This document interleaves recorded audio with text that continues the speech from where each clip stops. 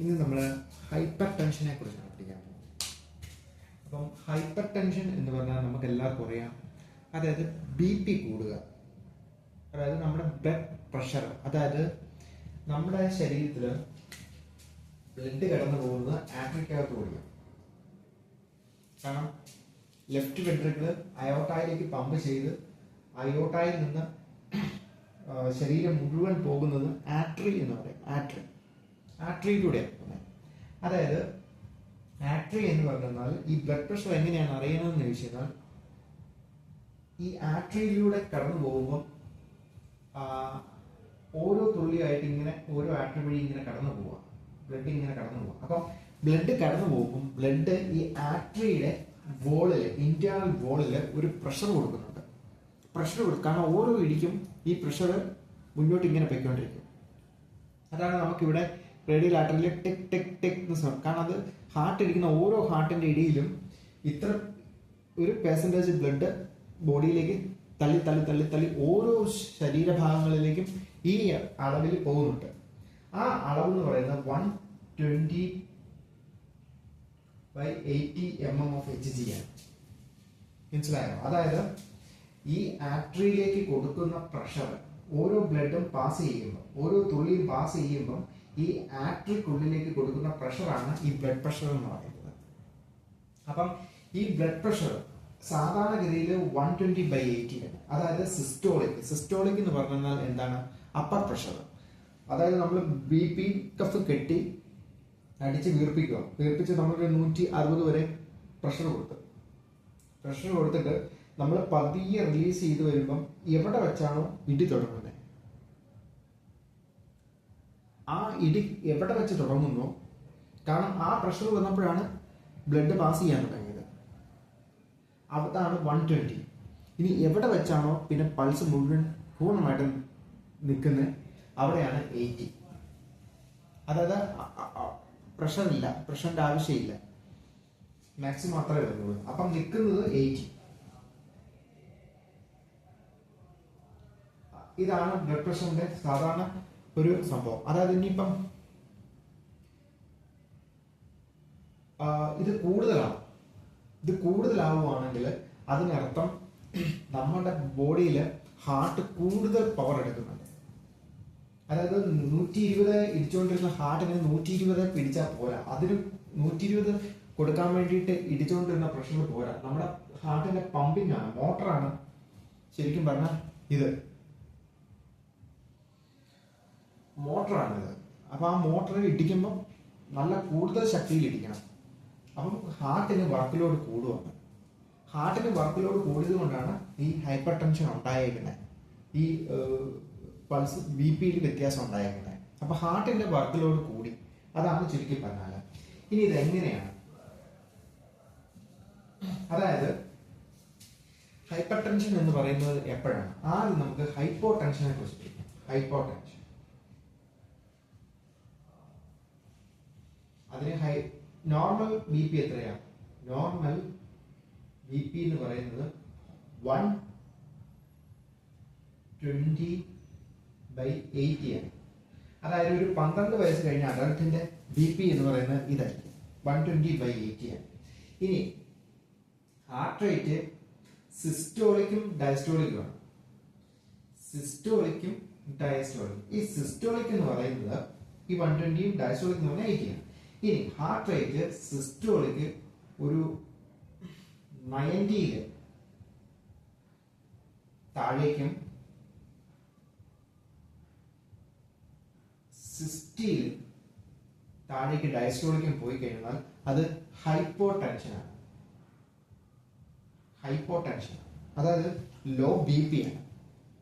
ആവശ്യത്തിന് ബോഡിയിലേക്ക് സർക്കുലേഷൻ ചെല്ലുന്നില്ല, ആവശ്യത്തിന് ബ്ലഡ് ടിഷ്യൂവിന്റെ ആവശ്യത്തിന് വേണ്ടിയിട്ടുള്ളത് ബ്ലഡ് ആവശ്യത്തിന് ചെല്ലുന്നില്ല. അങ്ങനെ ചെല്ലുന്നില്ലെങ്കിൽ ലാക്റ്റിക് ആസിഡ് ബോഡിയിൽ എയറോബിക്കിന് പകരം അനറോബിക് മെറ്റാബോളിസം ഉണ്ടാക്കി ലാക്റ്റിക് ആസിഡ് ബോഡിയിൽ കൂടും. അങ്ങനെ അസിഡോസിസ് ഉണ്ടാവും. മനസ്സിലായോ? റെസ്പിറേറ്ററി അസിഡോസിസ് ആയിരിക്കും ഓക്സിജന്റെ കുറവ് മൂലം ഉണ്ടാകുന്നത്. ഇനി രണ്ടാമത്തെ സെക്ഷനാണ് പ്രീ ഹൈപ്പർ ടെൻഷൻ. അതായത് നമ്മുടെ ബോഡിയിൽ സിസ്റ്റോളിക്ക് ഒരു 120ക്കും 129 ഇടയിലും ഡയസ്റ്റോളിക്ക് 18 തന്നെ. അതായത് 120യിൽ നിന്ന് ഇച്ചിരി കയറിയിട്ട് 121 to 129 ഇച്ചിരി കയറിയാണ് നിൽക്കുന്നതെങ്കിൽ ഇത് പ്രീ ഹൈപ്പർ ടെൻസീവ്. അതായത് ഈ പേഷ്യന്റിന് ഹൈപ്പർ ടെൻഷൻ ഉണ്ടാകാനുള്ള സാധ്യത കൂടുതലാണ്, താമസിക്കാതെ ഉണ്ടാവും.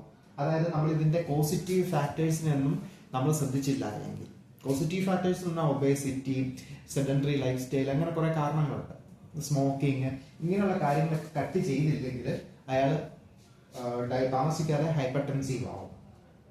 പിന്നെ first degree hyper ടെൻസീവ്. First degree എന്ന് പറയുമ്പോൾ ഈ 130 to 139 സിസ്റ്റോളിക്കും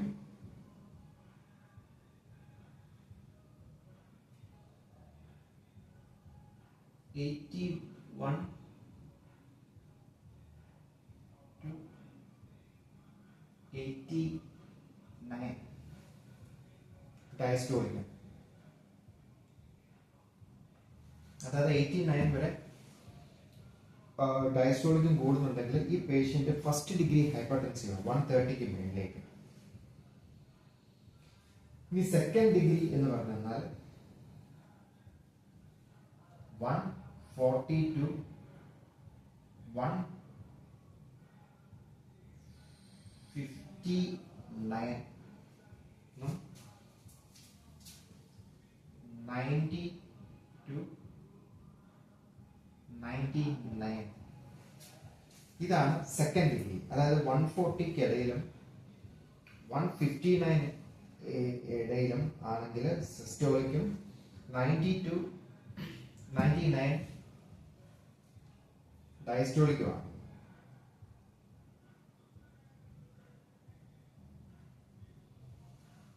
സെക്കൻഡ് ഡിഗ്രിയാണ്. ഇനി സിവിയർ ഹൈപ്പർ ടെൻസീവ് എന്ന് പറഞ്ഞാൽ സിവിയർ, അതായത് 160ക്ക് എബോവും 100ന് ഡയസ്റ്റോളിക്ക് 100ന് എബോവും ആയാൽ അത് സിവിയർ ഹൈപ്പർ ടെൻസീവ് ആണ്. അതായത് സാധാരണ ഒരു പേഷ്യന്റിന് സിവിയർ ആണ്, വളരെ സിവിയർ ആണ്, ട്രീറ്റ്മെന്റ് ആവശ്യമാണ്. ഇനി ഒരു ഫീൽഡും കൂടി ഉണ്ട്, ഹൈപ്പർ ടെൻസീവ് ക്രൈസിസ്. അതായത് 180ക്ക് മുകളിലേക്ക് സിസ്റ്റോളിക്കും 110ന് മേളിൽ ഡയസ്റ്റോളിക്കും.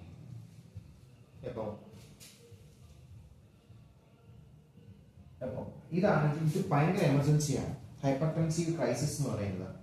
അതായത് ഓൾറെഡി ഹൈപ്പർ ടെൻസീവ് ഉള്ള പേഷ്യന്റിന് ഭയങ്കരമായിട്ട് ഹൈപ്പർ ടെൻസീവ് ക്രൈസിസ് ഉണ്ടാക്കിയാൽ അത് ഒരു എമർജൻസി ട്രീറ്റ്മെന്റ് ആണ്. അപ്പം അങ്ങനെയുള്ളവർക്ക് നമുക്ക് ഒരുപാട് കാര്യങ്ങൾ ശ്രദ്ധിക്കേണ്ടതായിട്ട് വരും. അല്ലെങ്കിൽ ലൈഫ് ത്രെട്ടണിങ് ആണ്, സിവിയർ എമർജൻസിയാണ്, ആൾ മരിച്ചു പോകും. ഇതാണ് സാധാരണ ഹൈപ്പർ ടെൻഷന്റെ ഒരു ചാർട്ട്. ഇനി ഇതിന്റെ പോസിറ്റീവ് ഫാക്ടേഴ്സ് നോക്കാം. എന്തെല്ലാം കാരണങ്ങൾ കൊണ്ടാണ് ഹൈപ്പർ ടെൻഷൻ ബോഡിയിൽ ഉണ്ടാകുന്നത്? അതിന് 3 കാരണങ്ങളായിട്ട് 3 രീതിയിൽ ഇതിനെ തിരിച്ചിട്ടുണ്ട്. ഒന്ന് പ്രൈമറി, അതായത് നേരിട്ട് ഇവരെല്ലാം ഹൈപ്പർ ടെൻഷന് കാരണമാവും, നേരിട്ട് പ്രൈമറി. രണ്ടാമത് സെക്കൻഡറി, കാരണം എന്തെങ്കിലും ഒരു അസുഖത്തിന്റെ ഭാഗമായിട്ടുണ്ടാകുന്നു, മനസ്സിലായോ? മൂന്നാമെന്ന് പറയുന്നത് എന്തെങ്കിലും മെഡിസിൻ എടുക്കുന്നതിന്റെ അസോസിയേറ്റഡ് ആയിട്ട്. അതായത് പ്രൈമറി എന്ന് പറയുന്നാൽ obesity, smoking, drinking, alcohol use, sedentary lifestyle, അങ്ങനെയുള്ള കാര്യങ്ങളാണ്. ആൽക്കഹോളിക് കൺസപ്ഷൻ, ഒരുപാട് കൊഴുപ്പടങ്ങിയ ഫുഡ് കഴിക്കുക, ടീൻ ഫുഡ്, അങ്ങനെയുള്ള സാധനങ്ങളൊക്കെ ഉപയോഗിക്കുന്നു. Sodium usage, high sodium usage, അമിതമായിട്ട് കോഫി ബിവറേജസ്, ഇങ്ങനെയുള്ള സാധനങ്ങൾ, ചോക്ലേറ്റുകൾ, ഇതൊക്കെ ഉപയോഗിക്കുന്നവർക്ക് സ്വാഭാവികമായിട്ട് പ്രൈമറിയാണ്, നേരിട്ട് ഉണ്ടാവും. പിന്നെ ചില ജെൻഡറുകൾ, ചില റേസുകൾ, ആഫ്രിക്കൻ നീഗ്രോസ് എന്നൊക്കെ പറയുന്ന ആൾക്കാർ, അവർക്കൊക്കെ കൂടുതലായിട്ട് ഉണ്ടാകാനുള്ള പ്രൈമറി ഉണ്ട്, ജനറ്റിക്കൽ അത്. പിന്നെ രണ്ടാമത്തെ സംഭവം സെക്കൻഡറി. സെക്കൻഡറി എന്ന് പറഞ്ഞു കഴിഞ്ഞാൽ എന്താ, ഏതെങ്കിലും ഒരു അസുഖത്തിന്റെ ഭാഗമായിട്ട് ഒന്നാമത് ഡയബറ്റിക് മെലിറ്റസ്, നല്ല ഹൈപ്പർ ഡയബറ്റിക് മെലിറ്റസ് ഉണ്ടെങ്കിൽ സ്വാഭാവികമായിട്ട് ഉണ്ടാവും. പിന്നെ inappropriate secretion inappropriate syndrome of anti diabetic hormone, അതായത് BP ഡയബറ്റിക് ഹോർമോൺ കൂടുതൽ ഉണ്ടാക്കുന്നതുകൊണ്ട് യൂറിൻ പുറത്തേക്ക് പോകുന്നില്ല, എല്ലാം അകത്ത് കെട്ടിക്കിടന്ന് ഉണ്ടാകുന്ന kidney disease, chronic kidney disease, acute kidney disease, ഇങ്ങനെയുള്ള കാര്യങ്ങളെല്ലാം സെക്കൻഡറി. കാരണം ആ ഒരു അസുഖം ഉണ്ടായതിന്റെ ഭാഗമായിട്ടാണ് അവിടെ ഹൈപ്പർ ടെൻഷൻ ഉണ്ടാകുന്നത്. പിന്നെ ചില മെഡിക്കേഷൻസ്, അതായത് നമ്മൾ ഗ്ലൂക്കോകോർട്ടിക്കോയിഡ്, മിനറാലോകോർട്ടിക്കോയിഡ്, പിന്നെ നമ്മൾ ഓറൽ കോൺട്രാസെപ്റ്റീവ്, അതിനകത്ത് പ്രൊജസ്ട്രോണും ഈസ്ട്രജനും ഉണ്ട്. അപ്പം അങ്ങനെയൊക്കെ പേഷ്യന്റിന് BP കൂടാം. പിന്നെ പ്രഗ്നൻസിയിൽ ഉണ്ടാകുന്ന ഗസ്റ്റേഷണൽ ഹൈപ്പർ ടെൻസീവാണ്. അപ്പം ഗസ്റ്റേഷണൽ ഹൈപ്പർ ടെൻസീവിന്റെ ക്രൈസിസ് എന്ന് പറഞ്ഞാൽ ഒരുപാട് അങ്ങ് കൂടിപ്പോയി കഴിഞ്ഞാൽ അന്നേരം ഉണ്ടാകുന്ന സംഭവമാണ് എക്ലാംഷ്യ എന്ന് പറയുന്നത്. പ്രഗ്നന്റ് ലേഡിയിൽ, ഓൾറെഡി ഹൈപ്പർ ടെൻസീവ് ആയ പ്രഗ്നന്റ് ലേഡിയിൽ എക്ലാംഷ്യ ഉണ്ടാവുക എന്ന് പറഞ്ഞാൽ 180 മേളിലേക്കൊക്കെ പോയി ഉണ്ടാകുന്ന അസുഖമാണ് എക്ലാംഷ്യ എന്നാണ് അതിന് പറയുന്നത്. ഇതാണ് ഇതിന്റെ കോസസ്. ഇനി ഇതിന്റെ ക്ലിനിക്കൽ മാനിഫെസ്റ്റേഷൻ, എന്തെല്ലാം കാരണങ്ങൾ കൊണ്ടാണ് ഇത്, എന്തെല്ലാം ലക്ഷണങ്ങൾ ഇത് കാണിക്കും. ആദ്യമായിട്ട് ഇത് 3-4 സിസ്റ്റത്തെ ബാധിക്കാൻ പോകുന്നത്. ഒന്ന്, ഇത് ബ്രെയിനെ ബാധിക്കും. അതായത് ബ്രെയിനിലേക്ക് അമിതമായിട്ട് ബ്ലഡ് അങ്ങ് ഇടിച്ചു കയറും. അപ്പൊ സ്വാഭാവികമായിട്ട് എന്ത് പറയും, ബ്രെയിൻ ഒരു ബാരിയർ മെത്തേഡ് ഉണ്ട്. കാരണം എന്തോരം ബ്ലഡാണ് വരുന്നത് അതിനനുസരിച്ച് ബ്രെയിനിൽ നിന്ന് വെസൽസ്, ആർട്ടറിയിൽ നിന്ന് എന്തോരം ബ്ലഡാണോ വരുന്നത് അതിനനുസരിച്ച് വെയിനിൽ കൂടി അത് പുറത്തേക്ക് തള്ളും. ഒരു ബാരിയർ മെക്കാനിസം ഉണ്ട്. ഇത് കണ്ടമാൻ അങ്ങോട്ട് ബ്ലഡിലേക്ക് ബ്ലഡ് അങ്ങ് ചെന്ന് കഴിഞ്ഞാൽ ആ ബാരിയർ മെക്കാനിസം ഡിസ്റ്റർബ്ഡ് ആവും. ഡിസ്റ്റർബ്ഡ് ആയിട്ട് എന്ത് ചെയ്യും, ഓവറായിട്ട് ബ്ലഡ് തലയിലേക്കൊക്കെ അങ്ങ് കയറി ചെല്ലും. അപ്പം സ്വാഭാവികമായിട്ട് അവിടെ ഇൻട്രാക്രീനിയൽ പ്രഷർ കൂടും, ഓവർ ബ്ലഡ് വോളിയം കൂടും. ഓവർ ബ്ലഡിന്റെ വോളിയം അങ്ങോട്ട് കൂടുമ്പം അതിനനുസരിച്ച് പുറത്തേക്ക് വരാൻ പറ്റാതെ വരുമ്പം സെറിബ്രൽ എഡിമയിലേക്ക് നിൽക്കും. സെറിബ്രൽ എഡിമ ആയി കഴിഞ്ഞാൽ അത് ഇൻട്രാക്രീനിയൽ പ്രഷറിനെ വർദ്ധിപ്പിക്കും. ഇൻട്രാക്രീനിയൽ പ്രഷർ വർദ്ധിച്ചു കഴിയുമ്പോൾ സ്വാഭാവികമായിട്ട് സീസർ, കൺഫ്യൂഷൻ, ഡ്രോസീനസ് എല്ലാം പേഷ്യന്റിന് ഉണ്ടാവും. മനസ്സിലായോ? അങ്ങനെയാണ് ബ്രെയിൻ ആദ്യം. അതുകൂടാതെ ഇൻട്രാക്രീനിയൽ ഹെമറേജ് ഉണ്ടാവും. കാരണം ബ്രെയിനിന്റെ ചെറിയ ഞരമ്പുകളെല്ലാം പൊട്ടി ബ്ലഡ് പുറത്തേക്ക് വരും. ഇതാണ് മെയിൻ ആയിട്ട് ബാധിക്കുന്നത്. അതിന്റെ ലക്ഷണങ്ങളാണ് ഡ്രൗസീനസും, കൺഫ്യൂഷനും, സീസറും ഒക്കെ. Altered consciousness, altered mental status, ഇതെല്ലാം ബ്രെയിൻ ഡിസ്റ്റർബ്ഡ് ആവുന്നതിന്റെ ഫലമായിട്ട് ഉണ്ടാകുന്നതാണ്. അതാണ് ബ്രെയിനെ ബാധിക്കുന്നത്. പിന്നെ ഇത് ഹാർട്ടിനെ തന്നെ ബാധിക്കും. ഹാർട്ട്, അതായത് ഓൾറെഡി പേഷ്യന്റിന് ആൻജീന ഉണ്ടെന്ന് വെച്ചോ, ആൻജീന വർസണിങ് ആവും. പേഷ്യന്റിന് MI ഉണ്ടെന്ന് വെച്ചോ, MI വർസണിങ് ആവും. എങ്ങനെയാവുന്നത്? കാരണം MIയിൽ ഡിക്രീസ്ഡ് ബ്ലഡാണ് ചെല്ലുന്നത്. പക്ഷെ ഇത്രയും പ്രഷർ കൊടുത്തിട്ടും ആ ഭാഗത്തേക്ക് പോകാനായിട്ട് തടസ്സം തന്നെയാണ്. അപ്പം അങ്ങോട്ടേക്ക് ബ്ലഡ് ചെല്ലാതെ അവിടെ വർസണിങ് ഉണ്ടാവും. സിറ്റുവേഷൻ സീരിയസ് ആവും. ഒപ്പം അരിത്മിയ ഉണ്ടാവും. കാരണം ഹാർട്ടിന്റെ ഒരു ഫങ്ഷൻ ഒക്കെ മാറും. പിന്നെ ഒരുപാട് കൂടുതലായിട്ട് ന്യൂറിസം ഉണ്ടാവും. അതായത് അസെൻഡിങ് അയോട്ടയുടെ ascending, arch of aorta, descending aorta, ഇങ്ങനെ അയോട്ടയുടെ പല ഭാഗങ്ങളുണ്ട്. ഇവിടെയൊക്കെ പൊട്ടി ബ്ലഡ് വെസൽസ് പൊട്ടി ബ്ലീഡിങ്, ഇന്റേണൽ ബ്ലീഡിങ് ഉണ്ടാകും. സോ ഇങ്ങനെയാണത് ഹാർട്ടിനെ കൂടുതലായിട്ട് ബാധിക്കുന്നത്. പിന്നെ ഇത് ഐനെ ബാധിക്കും. ഐക്ക് എന്താ സംഭവം? കാരണം ഒരുപാട് ഇൻട്രാ ഓക്കുലാർ പ്രഷർ കൂടും. ഐയുടെ അങ്ങോട്ട് ഒരുപാട് ബ്ലഡ് കൂടുക. അപ്പം ഐക്കുള്ളിലെ ഒപ്റ്റിക് ഡിസ്ക് ഉണ്ട്. ഒപ്റ്റിക് ഡിസ്ക് സ്വെല്ലിങ്, അതായത് തലച്ചോറിൽ നിന്ന് വരുന്ന ഐയുടെ സന്ദേശങ്ങളെല്ലാം പെർസെപ്ഷൻ ആവുന്ന ഒപ്റ്റിക് ഡിസ്ക് എന്ന് പറയുന്ന അവിടെ സ്വെല്ലിംഗ് ഉണ്ടായി. അത് ആ സ്വെല്ലിങ്ങിന് പറയുന്നതാണ് പാപ്പിലിഡിമ. ഇപ്പൊ പാപ്പിലിഡിമ ഉണ്ടായി അതിന്റെ റെറ്റിനയിൽ ഓവർ പ്രഷറായി റെറ്റിനയുടെ ലെൻസ് ഡിറ്റാച്ച്ഡ് ആവും, തെറിച്ചു പോകും. റെറ്റിനൽ ഡിറ്റാച്ച്മെന്റ് എന്ന് പറയും. അങ്ങനത്തെ സിറ്റുവേഷൻ ഒക്കെ ഉണ്ടായി പേഷ്യന്റിന് last bird vision or double vision, കാഴ്ച കാണാൻ പറ്റാതെ വരുമോ അതോ ഡബിൾ ആയിട്ട് കാണുകയോ ഒക്കെ ചെയ്യുന്ന അവസ്ഥയിലേക്ക് കണ്ടുപോകും. പിന്നെ ചെവിക്കുള്ളില് ടിംഗ്ലിംഗ് സെൻസേഷൻ, അതായത് എന്തോ കൂവുന്ന പോലത്തെ ഒരു സൗണ്ട് ചെവിക്കുള്ളിൽ എപ്പോഴും വന്നുകൊണ്ടിരിക്കും. അത് ചെവിയുടെ അങ്ങോട്ടുള്ള സർക്കുലേഷനിലേക്ക് ഒരുപാട് പ്രഷർ വരുന്നതുകൊണ്ടാണ്. ഇതൊക്കെയാണ് മെയിനായിട്ട് ഇതിലുണ്ടാകുന്ന ലക്ഷണങ്ങൾ. പിന്നെ ഇത് ഓട്ടോമാറ്റിക് ആയിട്ട് ബി പി കൂടുന്നതനുസരിച്ച് ഒരു സൈലന്റ് കില്ലറാണ്, എല്ലാ സിസ്റ്റത്തെയും ബാധിക്കും. പിന്നെ ഏറ്റവും കൂടുതൽ ഇതിനെ ബാധിക്കുന്ന വേറൊരു സംഭവമാണ് കിഡ്നി. കാരണം ഹാർട്ട് റേറ്റ് ഇൻക്രീസ് ആകുമ്പം ആ ഇൻക്രീസ് ആകുന്ന ഹാർട്ട് റേറ്റ് ഏറ്റവും കൂടുതൽ പ്രശ്നം ഉണ്ടാക്കുന്ന ബ്രെയിനും കിഡ്നിക്കുമാണ്. അപ്പൊ കിഡ്നിയിലേക്ക് എന്താ സംഭവിക്കുന്നത്, അങ്ങോട്ടുള്ള ചെറിയ ഞരമ്പുകളെല്ലാം പൊട്ടിപ്പോകും. മനസ്സിലായോ? അപ്പൊ അങ്ങനെ പൊട്ടിപ്പോകുമ്പോൾ അക്യൂട്ട് കിഡ്നി ഡിസീസോ അല്ലെ ക്രോണിക്, അത് പിന്നീട് വീണ്ടും വീണ്ടും വന്ന് ക്രോണിക് നെഫ്രൈറ്റിസോ ആയിട്ട് മാറാനുള്ള സാധ്യതയുണ്ട്. അങ്ങനെ നെഫ്രോപ്പതി എന്ന് പറയുന്ന നെഫ്രോണുകളുടെ എല്ലാം പ്രവർത്തനം നിന്ന് പോകുന്ന ക്രോണിക് നെഫ്രൈറ്റിസ് എന്ന് പറയുന്ന കണ്ടീഷനിലേക്ക് പേഷ്യന്റ് പോകാനുള്ള സാധ്യതയുണ്ട്. അപ്പൊ അതിന്റെ ലക്ഷണങ്ങൾ ആദ്യം നമ്മൾ ഈ ബി പി കൂടിയ പേഷ്യന്റിൽ യൂറിൻ ഔട്ട്പുട്ട് കുറയുന്നുണ്ടോ ഇല്ലയോ എന്നുള്ളത് ശരിക്കും ക്ലിയർ ആയിട്ട് വാച്ച് ചെയ്യണം. യൂറിൻ ഔട്ട്പുട്ട് കുറയുന്നുണ്ടെങ്കിൽ നമ്മൾ ഇൻഫോം ചെയ്യേണ്ട കണ്ടീഷനാണ്, കാരണം പേഷ്യന്റ് സീരിയസ് അവസ്ഥയിലാണ്. പിന്നെ ഇത് മാനേജ്മെന്റ് ചെയ്യുന്ന സംഭവം എന്ന് പറയുന്നത് നമ്മൾ മെയിൻ ആയിട്ട് ഇതിന്റെ മാനേജ്മെന്റ് ഈ സിസ്റ്റം ബേസ് തന്നെയാണ്. മനസ്സിലായോ? ഏറ്റവും കൂടുതൽ നമ്മൾ ശ്രദ്ധിക്കേണ്ടത് പേഷ്യന്റിന്റെ ഹൈറ്റ് ആൻഡ് വെയിറ്റ് എടുക്കണം. കാരണം ബ്ലഡ് വോളിയം കൂടുകയോ കുറയോ ചെയ്യുന്നതുകൊണ്ടാണോ, എന്തോരം വെയിറ്റ് ഉണ്ട്, അതായത് 1 കിലോ വെയിറ്റ് കുറയുവാണെന്ന് വെച്ചാൽ 1 ലിറ്റർ വെള്ളം ബോഡിയിൽ നിന്ന് പോവുക. മനസ്സിലായോ? കൂടുവാണെങ്കിൽ 1 ലിറ്റർ കയറുക. അപ്പം എന്തോരം ബ്ലഡ് കൂടുകയും കുറയുകയും ചെയ്യുന്നുണ്ടെന്നുള്ളത് കൃത്യമായ ചാർട്ടിങ് വേണം. അതായത് ബി പി കൃത്യമായിട്ട് ചെക്ക് ചെയ്തുകൊണ്ടിരിക്കണം. കാരണം ഓർത്തോസ്റ്റാറ്റിക് ഹൈപ്പർ ടെൻഷൻ എന്ന് പറഞ്ഞിട്ടുണ്ട്. അതായത് സാധാരണ ബ്ലഡ് പ്രഷറിൽ സിസ്റ്റോളിക്കും ഡയസ്റ്റോളിക്കും നിന്ന് 10 കുറവാണെങ്കിൽ പേഷ്യന്റ് ഓർത്തോസ്റ്റാറ്റിക് ഹൈപ്പർ ടെൻഷൻ ഉണ്ടാവും. കാരണം പൊസിഷൻ അനുസരിച്ച് പേഷ്യന്റിന്റെ ബി പിയിൽ വ്യത്യാസം ഉണ്ടാവും. അപ്പോൾ ഓർത്തോസ്റ്റാറ്റിക് ഹൈപ്പർ ടെൻഷൻ ഉള്ള പേഷ്യന്റിന് എഴുന്നേറ്റ് നിൽക്കുമ്പോൾ ബി പി വ്യത്യാസമായിരിക്കും. അപ്പൊ അങ്ങനെയുള്ള പേഷ്യന്റിന് പെട്ടെന്ന് മറിഞ്ഞു വീണ്ടും ബോധം കെട്ട് പോകാനുള്ള സാധ്യതയൊക്കെ ഉണ്ട്. അപ്പം ഓർത്തോസ്റ്റാറ്റിക് ഹൈപ്പർ ടെൻഷന് വേണ്ടിയിട്ട് ബി പി എപ്പോഴും ചെക്ക് ചെയ്തുകൊണ്ടിരിക്കണം. പിന്നെ പേഷ്യന്റ് മനസ്സിലായോ, ബ്രെയിനെയും കിഡ്നിയാണ് ഇത് ഏറ്റവും കൂടുതൽ ബാധിക്കാൻ സാധ്യത. അപ്പം ആൾട്ടേർഡ് കോൺഷ്യസ്, കൺഫ്യൂഷൻ, ഡിസ്നെസ് ഇങ്ങനെയുള്ള സിംറ്റങ്ങൾ ഉണ്ടെങ്കിൽ നമ്മൾ പെട്ടെന്ന് റിപ്പോർട്ട് ചെയ്യേണ്ടതായിട്ടുണ്ട്. പിന്നെ റീനൽ ഫങ്ഷൻ ടെസ്റ്റ് എപ്പോഴും ചെക്ക് ചെയ്തുകൊണ്ടിരിക്കണം. കാരണം നമുക്ക് കറക്റ്റായിട്ട് യൂറിയ ക്രിയാറ്റിന്റെ അളവൊക്കെ കിഡ്നിയിലൂടെ ഫിൽറ്റർ ചെയ്യുന്ന കാര്യങ്ങളൊക്കെ കൃത്യമായിട്ട് ഫിൽറ്ററായി പോകുന്നുണ്ടോ എന്നറിയാനായിട്ട് യൂറിയ ക്രിയാറ്റിൻ ചെക്ക് ചെയ്തുകൊണ്ടിരിക്കണം.